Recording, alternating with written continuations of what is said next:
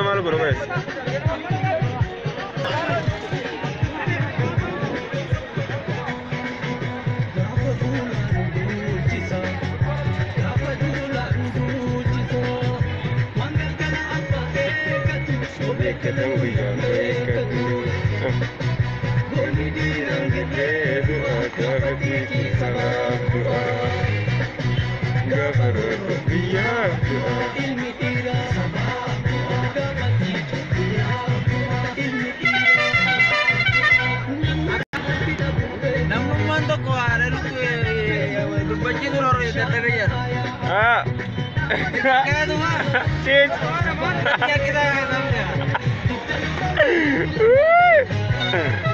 Ini dah mana kira dega.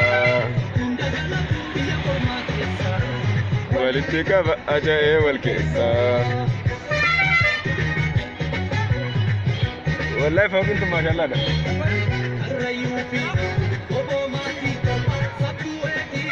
Where tu orgumba?